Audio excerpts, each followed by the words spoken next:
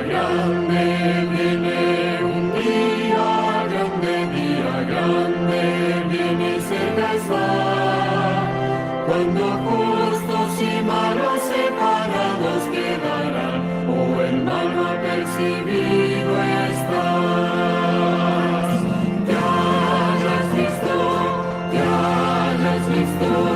para el fallo de la tribunal. Te hayas visto, para el tribunal. Día triste, viene un día triste, viene y cerca está. Cuando y pecadores los conozco, pues dirá, oh hermano, apercibido estás. Te hayas visto, para el fallo del gran tribunal. Te hayas visto, para el tribunal. Día alegre, un día alegre, viene cerca está. Mas su luz brilla solo en los que aman al Señor, oh hermano, apercibido estás. Te hayas visto, para el fallo del gran tribunal. Te hayas visto, para el tribunal.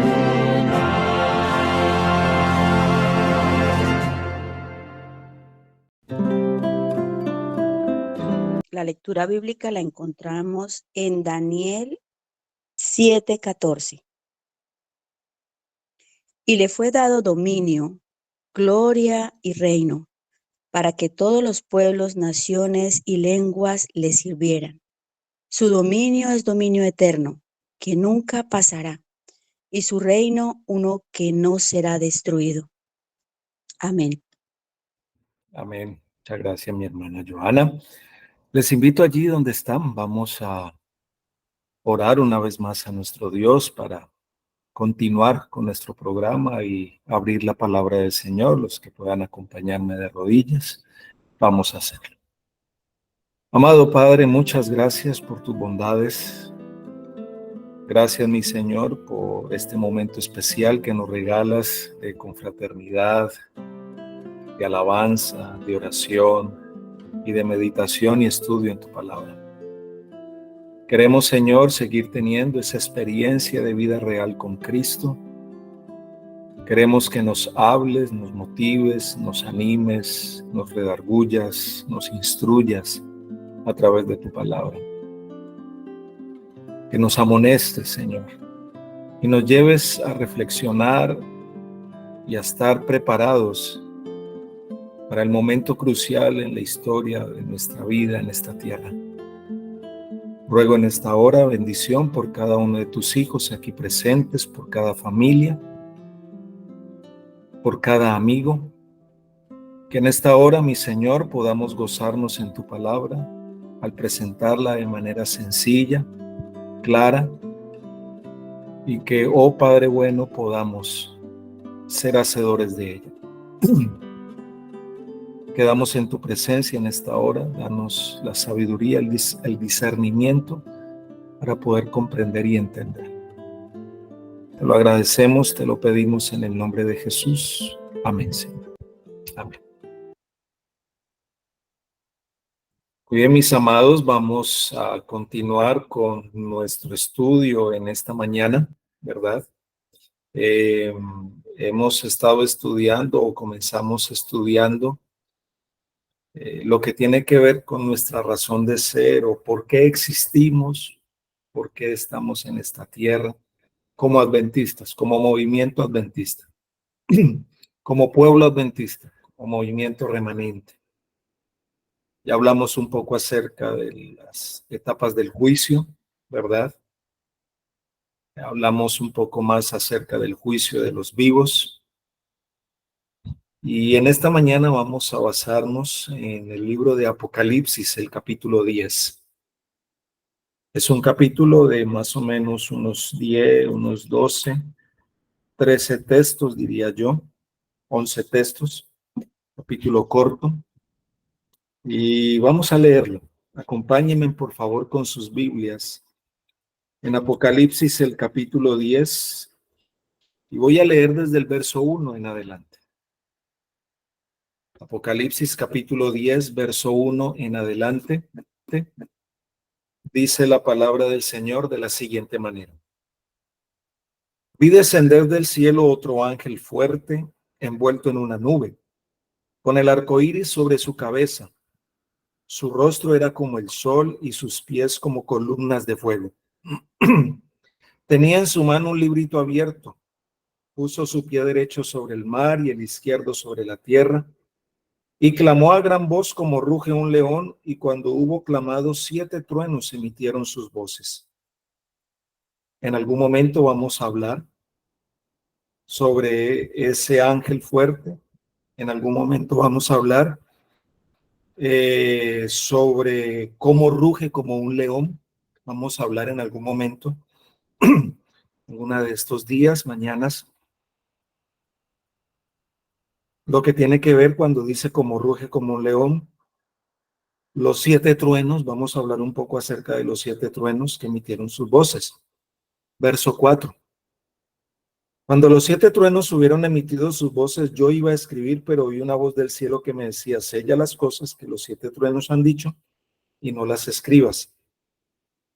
El ángel que vi de pie sobre el mar y sobre la tierra levantó su mano hacia el cielo y juró por el que vive por los siglos de los siglos, que creó el cielo, las cosas que están en él, y la tierra y las cosas que están en ella, y el mar y las cosas que están en él, que el tiempo no va más, sino que en los días de la voz del séptimo ángel, cuando él comience a tocar la trompeta, el misterio de Dios se consumará como él lo anunció a sus siervos los profetas. La voz que oí del cielo habló otra vez conmigo y dijo, ve y toma el librito que está abierto en la mano del ángel que está en pie sobre el mar y sobre la tierra. Fui donde el ángel diciéndole que me diera el librito y me dijo, toma y cómelo. Y en estos textos es donde nos vamos a concentrar en esta mañana, mis amados. Fui donde el ángel, verso 9. Fui donde el ángel diciéndole que me diera el librito y él me dijo, toma y cómelo. Te amargará el vientre, pero en tu boca será dulce como la miel. Entonces tomé el librito de la mano del ángel y lo comí. En mi boca era dulce como la miel, pero cuando lo hube comido, amargó mi vientre. Él me dijo, es necesario que profetices otra vez sobre muchos pueblos, naciones, lenguas y reyes. Como les dije, en algún momento vamos a hablar de los textos anteriores a los textos que nos corresponden en esta mañana estudiar. Y vamos a estudiar en esta mañana precisamente Apocalipsis, el capítulo 10, verso 9 en adelante.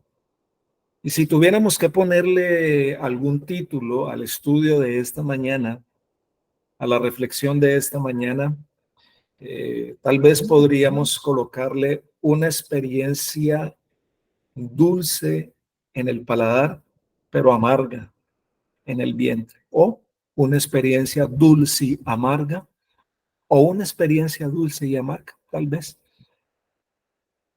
Ahora, miren, mis amados, después de que el ángel descendió del cielo por allá en el año 1798, y dice la Biblia que sonaron los 7 truenos, eventos que ocurrieron entre el año de 1842 y la primavera de 1844. Y después de que el ángel hizo el juramento con la mano derecha levantada al cielo, octubre 22 de 1844, Juan oyó una voz del cielo que le dijo que le pidiera el librito, dice la palabra del Señor, que le pidiera el librito al ángel. Y después de que él se lo pidiera, ¿qué iba a hacer Juan? Lo comiera. Le pidió a Juan que se lo comiera. Y el ángel le dijo a Juan que ese librito, al comerlo, sería amargo en su vientre, pero dulce en el paladar, dulce en la boca. Ahora, el acto de comer el librito, en los versículos 8, 9 en adelante, precede el momento en que concluye el misterio de Dios registrado en Apocalipsis 17. ¿Cuál es ese misterio de Dios? Lo registra, mire.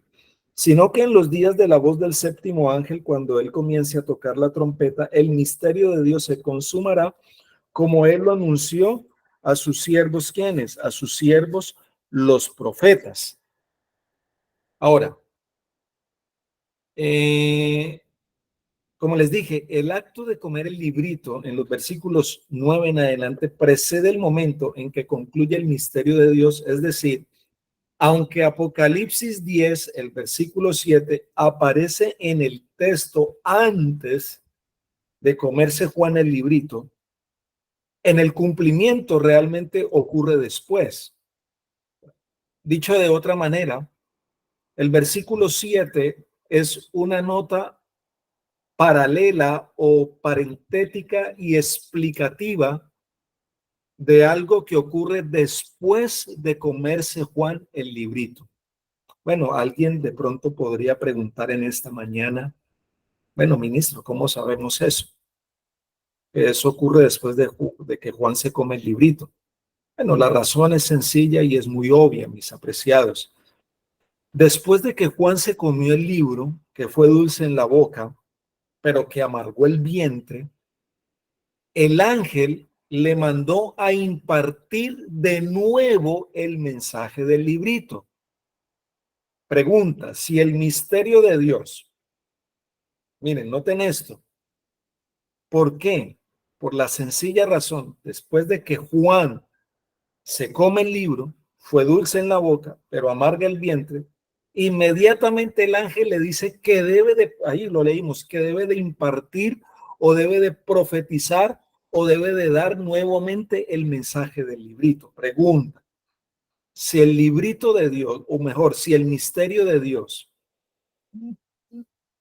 la predicación del evangelio al mundo, si el misterio de Dios ya se hubiese terminado y la puerta de la gracia cerrado, ¿de qué valdría profetizar de nuevo? ¿De qué valdría predicar de nuevo? Claramente los versículos 9 en adelante o 8 en adelante de Apocalipsis 10 contienen una descripción de eventos que ocurren después del versículo 6, cuando el ángel hace el juramento, y antes del versículo 7 de Apocalipsis 10, cuando termina el misterio de Dios. Ahora, la asimilación del contenido del librito, esto le causa a Juan una reacción doble, una reacción dulce y amarga, dulce y amarga, por así decirlo. En la boca, el mensaje del juicio que sale del librito, en la boca es que es dulce, esa experiencia del juicio es dulce.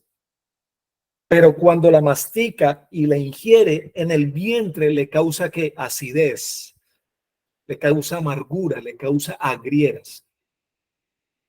Ahora, el mensaje central del librito, como lo vamos a estudiar en algún momento, el mensaje central de este librito tiene que ver con las 2300 días y el factor tiempo para el comienzo del juicio. Esto significa que el mensaje concerniente al juicio que se predicó en la antesala de 1844, ese mensaje debía de ser primeramente ¿qué? Delicioso, debía de ser dulce, pero ese mensaje luego se convierte en un mensaje que amargo, amargo. No sé si a ustedes les ha pasado en algún momento que se comen algo e inmediatamente es delicioso en el paladar, pero después como que causa pesadez, causa grieras, causa indigestión. No sé si les ha pasado. Bueno, en la Biblia En la Biblia, las palabras de Dios, en la Biblia, las palabras de Dios, y vamos a leer algunos textos, en la Biblia, las palabras de Dios se comparan con la dulzura de la miel. Se comparan con la dulzura de la miel. Acompáñenme con sus Biblias al libro del profeta Jeremías. Jeremías, el capítulo 15, verso 16. Vamos a leer algunos textos, tal vez 3, 2, 3, 4 textos. Jeremías, capítulo 15, verso 16. Miren lo que dice. Jeremías 15, 16. Acompáñenme, por favor, con sus Biblias. Dice así: fueron halladas tus palabras y yo las comí. Tu palabra me fue por gozo y por alegría de mi corazón, porque tu nombre se invocó sobre mí, Jehová, Dios de los ejércitos. Entonces, las palabras de Dios le causaron a Jeremías, ¿qué cosa? Gozo, alegría. Fueron dulces esas palabras cuando él las comió. Un texto más, Salmos. Salmo 119, mis amados. Vamos a leerlo. Salmo 119, versículo 103. Acompáñenme con sus Biblias, por favor. Salmo 119, verso 103. Miren lo que dice el salmista. Leámoslo juntos. Cuán dulces son a mi paladar tus palabras, wow, más que la miel a mi boca. Cuán dulces son las palabras del Señor, dice el salmista. Son esa miel en mi boca. Un texto más, allí en el Antiguo Testamento, Éxodo. Acompáñenme allí con Éxodo, el capítulo 16. Éxodo, el capítulo 16, y vamos a leer el verso 31. Éxodo, capítulo 16, verso 31, leámoslo juntos. La casa de Israel lo llamó maná. Era como una semilla de culantro, blanco, y su sabor como hojuelas con miel. El maná representa la palabra del Señor, el alimento del Señor, y dice que es que dulce, dulce. Bueno, la sierva del Señor explica lo que significa la dulzura precisamente de ese librito en la boca. Vamos a leerlo. Hay un manuscrito liberado de ella, manuscrito 59, por allá del año de 1900. La hermana White explica lo que significa la dulzura de ese librito en la boca. Manuscrito 59 del año de 1900 dice así: el acto de comer el libro representa la comprensión de la verdad. Wow. Miren, el acto de comer el libro representa ¿qué cosa? La comprensión de la verdad y la recepción gozosa del mensaje. Eso es dulzura, ese mensaje que está dando el librito, ese mensaje de juicio, ese mensaje de la inminente venida de Cristo, de la primera venida de Cristo, era dulce, era gozo, era alegría. La verdad en cuanto al tiempo del advenimiento de nuestro Señor fue un mensaje precioso para nuestras almas. Ese mensaje del librito era dulce. Y fue dulce predicar la venida de Cristo, fue dulce predicar de ese advenimiento de Cristo, ese grupo de Miller, ¿verdad? Era algo delicioso. Muchos, miles aceptaron ese mensaje del libro con gozo, con alegría, lo recibieron. Eso lo dice la sierva del Señor. De hecho, la hermana White se refirió al año de 1844 como el año más feliz de su vida, más feliz de su vida. El acto, miren, el acto de comer el libro no solo significa asimilar el mensaje, sino que el acto de comer el libro significa enseñarlo, impartirlo al pueblo de Dios. Ahora, hay un paralelo muy cercano en el Antiguo Testamento a Apocalipsis 10. Los textos que leímos del verso 8, verso 9 en adelante, hay un paralelo. muy cercano a lo que habla Apocalipsis el capítulo 10, y ese paralelo se encuentra, vamos a leerlo, en el libro del profeta Ezequiel, el capítulo 3, verso 1 en adelante. Acompáñenme con sus Biblias, por favor. Vamos a leer ese paralelo que es Ezequiel, ese paralelo de Apocalipsis, el capítulo 10. Ezequiel, y es Ezequiel, el capítulo 3, verso 1 al 4. Allí dice el profeta, o mejor, Dios le dice al profeta que se coma el rollo, que se coma el rollo, y que después de que coma el rollo, ¿qué debe de hacer? Compartir el mensaje con el pueblo de Israel. Miren lo que dice Ezequiel capítulo 3, verso 1 en adelante. Me dijo, hijo de hombre, come lo que tienes ante ti, come este rollo. Miren qué interesante. Come este rollo y ve y habla a la casa de Israel. Y ve y habla a la casa de Israel. Abrí mi boca y me hizo comer aquel rollo. Me dijo, hijo de hombre, alimenta tu vientre y llena tus entrañas de este rollo que yo te doy. Lo comí y fue en mi boca dulce como la miel. Miren qué interesante. Es el paralelo más cercano a Apocalipsis, el capítulo 10. Hijo de hombre, come lo que está en este rollo, cómete ese mensaje, pero ese mensaje ve y háblalo a la casa de Israel. Y ese mensaje, esas palabras fueron dulces en su boca.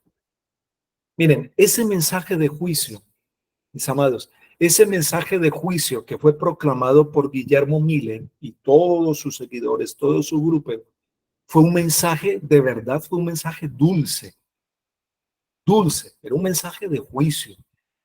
Hasta 2300 tardes y mañanas y el santuario será purificado, un mensaje de juicio.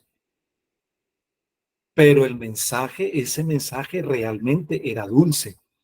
Ellos creían sinceramente que el juicio significaba que Jesús iba a venir a purificar la tierra con fuego para establecer su reino eterno. Por eso, antes del gran chasco, Miller escribió un panfleto de 16 páginas. Esto es historia denominacional. Esto es nuestra historia. Antes de ese gran chasco de 1844, Miller escribió un panfleto de 16 páginas en donde él menciona 7 cosas o personas que en la Biblia se denominaban con las palabras santuario o templo. Y el segundo elemento en la lista era cielo. Pero tristemente descartó la posibilidad de que lo que había que purificar era el cielo. Pues él pensaba que en el cielo todo era puro y limpio y que nada que había que purificar.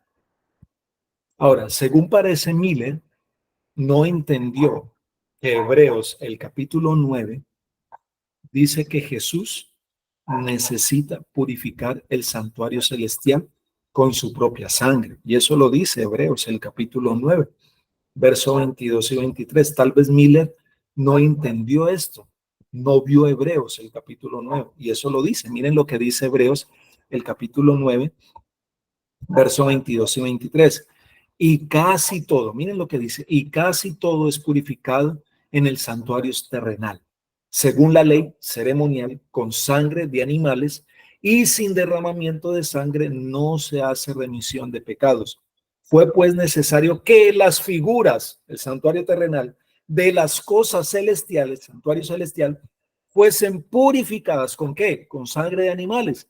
Fuesen purificadas así, pero las cosas celestiales mismas con mejores sacrificios que estos.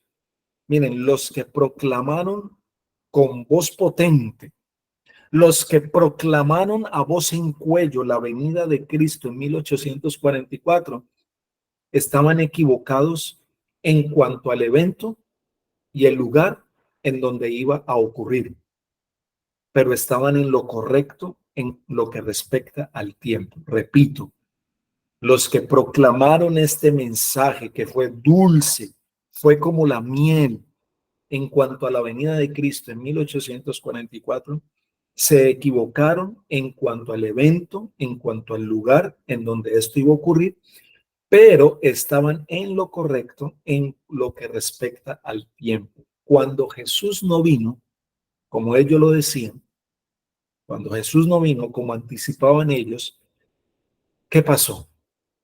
Esa experiencia fue ¿qué? Fue amarga, fue amarga. Ese chasco fue amargo, causó dolor, causó agrieras, causó pesadez. Vamos a mirar, voy a leer algunas palabras de los pioneros que pasaron por esa experiencia, de los pioneros que pasaron por esa experiencia. Por ejemplo, Irán Edson fue uno de ellos. Fue uno de ellos que pasó por esa experiencia dulce y amarga. Y después de esa experiencia amarga, él escribió las siguientes palabras en un libro que está allí en la biblioteca de Andrews, ¿verdad? En el centro, también en el centro Huay, es un artículo, es un manuscrito fragmentado, vida y experiencia, creo que se titula así, vida y experiencia. Miren lo que dice, miren lo que dice este manuscrito, las palabras de Irán Edson, ¿verdad? Después del chasco. Escuchen, esto me lo compartieron y yo se lo voy a compartir y de hecho va a quedar allí, queda aquí grabado, ¿verdad? Dice así, miren. Confiadamente esperábamos ver a Jesús junto con todos sus santos ángeles, y que su voz llamaría del sepulcro a Abraham, a Isaac y a Jacob, y a todos los héroes del pasado, a nuestros amigos que nos habían sido arrancados por la muerte, y que nuestras pruebas y sufrimientos en este peregrinaje terrenal terminarían y que seríamos arrebatados para encontrarnos con nuestro Señor, para estar para siempre con Él y para habitar en las resplandecientes mansiones áureas en la ciudad que había aparejado Dios para los redimidos. Teníamos altas expectativas, eso era dulce, eso era gozoso, eso era alegría. Teníamos altas expectativas y así velamos por la venida de nuestro Señor hasta que el reloj marcó las 12 de la medianoche.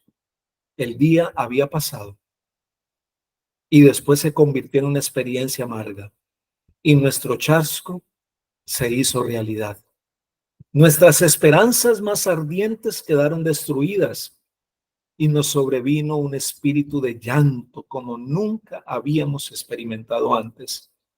Ni la pérdida de todos nuestros amigos terrenales podía compararse. Lloramos y lloramos hasta que el día amaneció. Reflexioné en mi propio corazón diciendo, la expectativa del advenimiento ha sido la más rica y brillante de toda mi vida cristiana. Si ésta había fracasado, ¿de qué valía el resto de mi experiencia cristiana? ¿Ha resultado ser un fracaso la Biblia? ¿No hay Dios, ni cielo, ni áureo, hogar celestial, ni paraíso? ¿Fue toda esta experiencia tan solo una fábula artificiosa? Esto los mencionó Irán Edson después del gran chasco. Otro pionero que pasó por esta experiencia fue Washington Morse. Miren lo que él escribió. Y esto está en una revista titulada Revista El Sábado y el Heraldo, de mayo 7 del año de 1901. Es un artículo también. Palabras de otro pionero con respecto a esta experiencia del gran chasco. Después del gran chasco, Washington Morse dice así: el paso del tiempo fue un amargo chasco. Los verdaderos creyentes lo habían entregado todo por Cristo y habían sentido su presencia como nunca antes. El amor de Cristo inundaba cada corazón y con un deseo inexpresable oraban: ven, Señor Jesús, y ven presto. Pero Él no vino. Y ahora, el volver de nuevo a los cuidados, las perplejidades y los peligros de la vida, en plena vista de los infieles que se mofaban y burlaban como nunca antes, fue una experiencia amarga, fue una terrible prueba para nuestra fe y paciencia. Cuando el pastor Jaimes visitó a Waterbury, Vermont, un corto rato después de pasar el tiempo, y dijo que los hermanos debían prepararse para otro invierno frío, casi no podía controlar mis emociones. Salí del lugar de reunión y lloré como un niño, lloré como un niño. Ahora miren cómo dice Guillermo Miller que se sintió él después de ese momento. El tiempo pasó y el siguiente día pareció como que todos los demonios hubiesen sido desatados sobre nosotros del insondable abismo. Los mismos y aún muchos más de los que estaban implorando la misericordia divina 2 días antes, ahora se entremezclaron con el gentío que se mofaba, se burlaba y amenazaba de una forma supremamente blasfema. ¿Saben algo, mis amados? La experiencia de Guillermo Miller y todos aquellos que esperaban el advenimiento fue una experiencia semejante a la de los discípulos después de la entrada triunfal de Jesús en Jerusalén. Es una experiencia muy semejante. Los discípulos nunca habían tenido jamás una experiencia tan dulce como cuando Jesús entró a Jerusalén sentado sobre un asno. Los discípulos y todas aquellas personas estaban seguras que Jesús finalmente los iba a liberar del yugo romano y que él iba a establecer su reino en Jerusalén. Es más, Jesús mismo organizó ese evento y estaba bien consciente que la gente no comprendía el evento que iba a ocurrir y que iban a sufrir una experiencia amarga y que iban a sufrir un gran chasco. La profecía de las 70 semanas había anunciado que a la mitad de la semana, a la mitad de la última semana, ¿qué iba a pasar? ¿Qué iba a pasar a la mitad de la última semana de esas 70 semanas? Sí, se le iba a quitar la vida al Mesías y Jesús estaba cumpliendo esa profecía de tiempo. Los discípulos y los seguidores de Jesús estaban equivocados en cuanto al evento que iba a transcurrir. Se equivocaron en cuanto a la clase del reino que Jesús iba a establecer. Y cuando Jesús no estableció su reino en la tierra, los discípulos quedaron tremendamente chasqueados.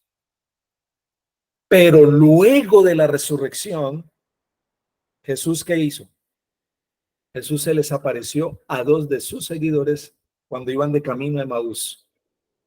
Uno de esos seguidores se llamaba Cleofas. Y Jesús les explicó las profecías que ellos no habían comprendido. Pedro, mis amados, quien había negado a su Señor, ese mismo Pedro en el Pentecostés predicó que Jesús había entrado en el lugar santo, en el cielo. ¿Para qué? Para comenzar una nueva fase de su obra allí. La mayoría de los que habían seguido a Jesús lo abandonaron, no lo siguieron más. Jesús luego le dio a sus discípulos el mandato de ¿qué? De ir y predicar de nuevo, pero con un nuevo entendimiento de las profecías. Ellos ahora debían de contarle al mundo que Jesús había entrado al lugar santo para interceder a favor de los que se acercaran a él. Eso lo dice allí Hechos, el capítulo 2 y Mateo capítulo 28. Y entonces ahora un pequeño remanente, gloria al Señor por esto, ahora un pequeño remanente que permaneció fiel a pesar del chasco, formó lo que es el núcleo de la iglesia cristiana y luego la iglesia se extendió por todo el mundo. Así es que la iglesia cristiana comenzó con un gran chasco. Ustedes y yo comenzamos con un gran chasco. Este movimiento adventista del séptimo día comenzó con un gran chasco. Cada vez, mis amados, miren, mis queridos, cada vez que Jesús se mueve,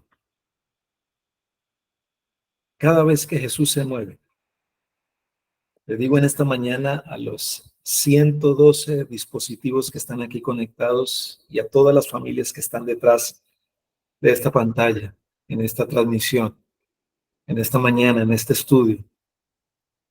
Cada vez que Jesús se mueve para desempeñar una nueva función en el servicio del santuario, su pueblo, tristemente, está un paso atrás y sufre un chasco.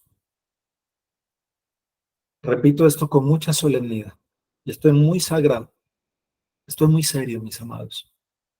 Porque no podemos estar retrocediendo cada vez que Jesús avanza. Necesitamos avanzar paso a paso con Jesús. Cada vez que Jesús se mueve para desempeñar una nueva función en el servicio del santuario, su pueblo está un paso atrás y sufre un chasco. Miren, los mileristas tuvieron una experiencia dulce cuando esperaban que Jesús iba a venir en 1844. Pensaban que Jesús se regresaría a la tierra en 1844 para establecer su reino eterno, pero se equivocaron en cuanto a la clase del reino que Jesús iba a establecer. Jesús cumplió una profecía específica. Jesús cumplió una profecía específica, la de las 2300 tardes y mañanas o 2300 días, de la cual las 70 semanas forman la primera parte.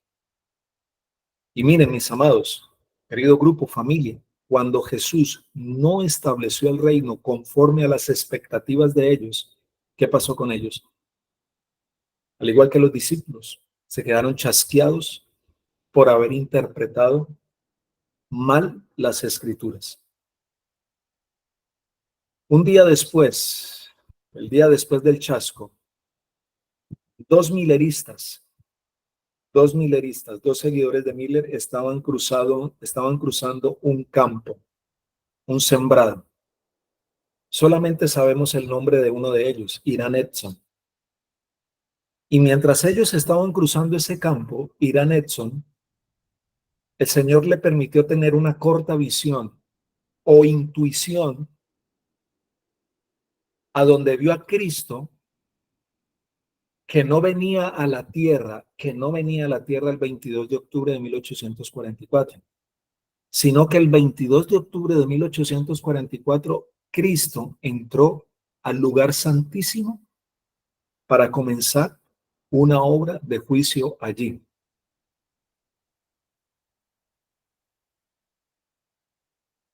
Miren las palabras de Irán Edson.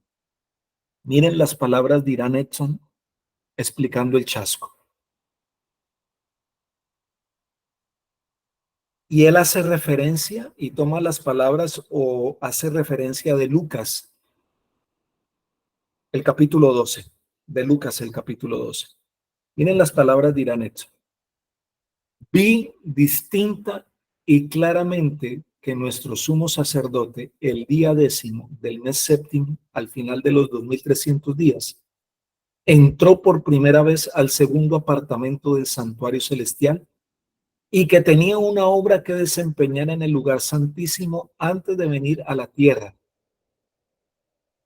Antes de venir a la tierra. Que vino a la boda en ese momento, es decir, al anciano de días para recibir un reino, dominio y gloria y que nosotros debemos esperar hasta que regresen de la boda. Él toma como referencia a Lucas, el capítulo 12. Ahora, los pioneros, después de esto, comenzaron a estudiar las profecías que habían comprendido mal y se dieron cuenta que Jesús realmente el 22 de octubre de 1844 entró al lugar santísimo para comenzar una nueva obra, la de medir el templo, el altar y los que allí adoran. La mayoría de los que se habían unido al movimiento de Miller por emoción porque simplemente fue por emoción, otros por miedo, lo abandonaron y solamente quedó un pequeño remanente.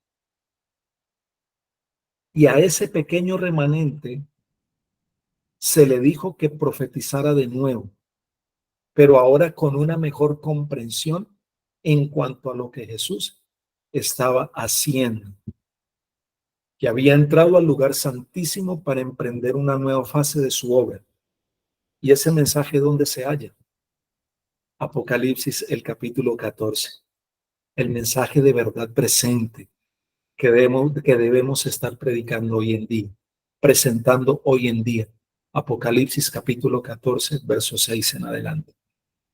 Ese pequeño remanente que permaneció fiel a pesar del gran chasco, llegó a formar el núcleo, esto es hermoso, llegó a formar el núcleo de lo que llegaría a ser la Iglesia Adventista del Séptimo Día.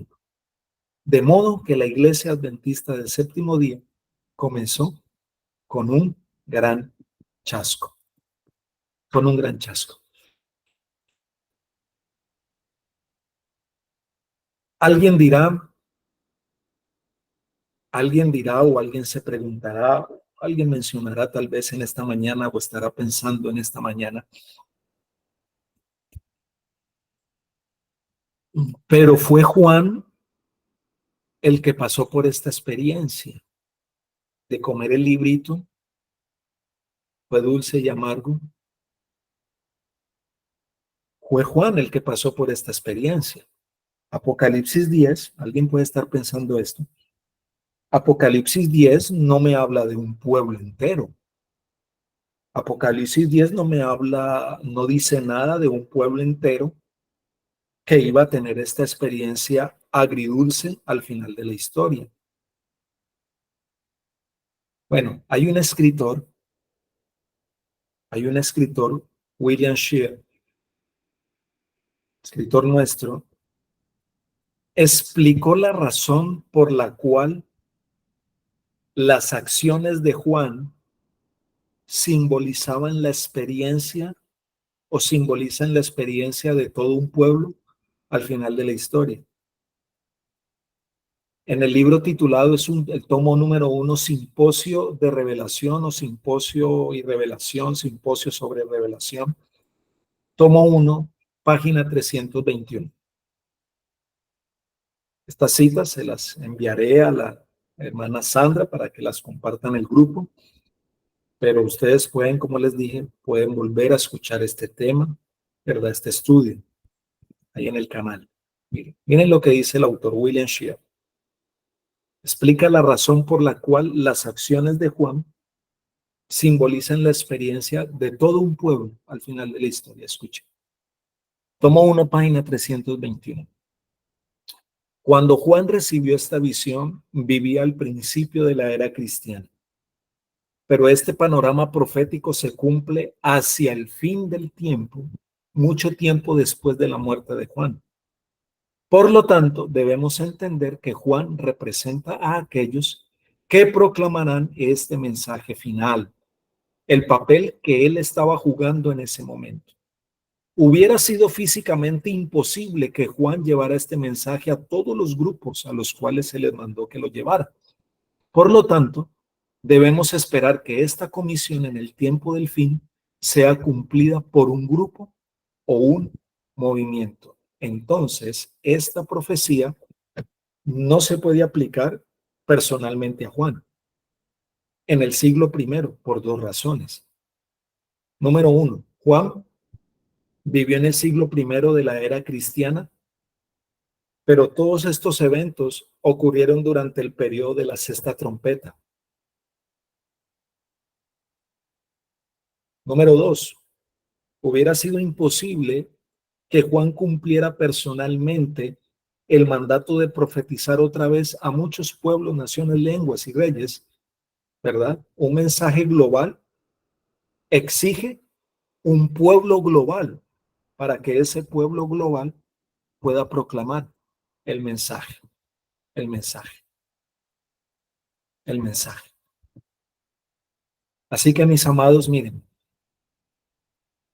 este mensaje de juicio fue dulce, amargó el vientre, fueron chasqueados. Pero ese pequeño remanente, a ese pueblo que quedó después de ese gran chasco, el Señor le dijo, ve y profetiza de nuevo y mide el tiempo. Y eso es lo que vamos a estudiar mañana.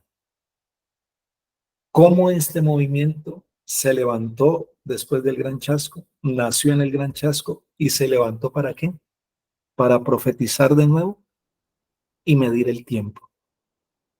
Que el cielo nos ayude, mis amados, para que podamos dar ese sonido certero a la trompeta, ser esos mensajeros que el cielo necesita y que cada uno de nosotros podamos levantarnos, profetizar de nuevo, medir el tiempo y finalmente hacer parte de ese remanente final que recibirá de manos del Señor la corona de vida eterna. Oremos. Padre bueno, gracias por tus bondades. Gracias por tu misericordia. Gracias por hacernos parte de este movimiento final. Ayúdanos, Señor, a mantenernos fieles a ti, que podamos ser humildes, que podamos ser sencillos, pero que podamos tener la seguridad y la autoridad de proclamar este mensaje, de estar preparados para ser parte de ese pueblo triunfante que recibirá de tus manos la corona de vida eterna. Qué gran responsabilidad tenemos, Señor, como ese remanente que se levantó de este gran chasco. Nos has entregado una suma de verdades y no hay otra verdad que debamos proclamar como el mensaje de los tres ángeles. Oh Señor, ayúdanos, oh Padre, que esta invitación que nos ha dado la podamos compartir con otros, que no nos quedemos con ella, que podamos impartirla, compartirla y así, Señor, preparar y seguir preparando un pueblo para ir a morar contigo por la eternidad. Quédate en medio nuestro, acompáñanos, bendice a cada hijo tuyo aquí conectado, a cada familia, a cada líder, Señor, a cada amigo, y que nada ni nadie pueda separarnos de tu amor que es en Cristo Jesús. Te lo pedimos en ese santo nombre. Amén, Señor. Amén. Dios me les bendiga, mis amados, Dios me les guarde. Abracitos para todos y quedamos en la presencia del Señor.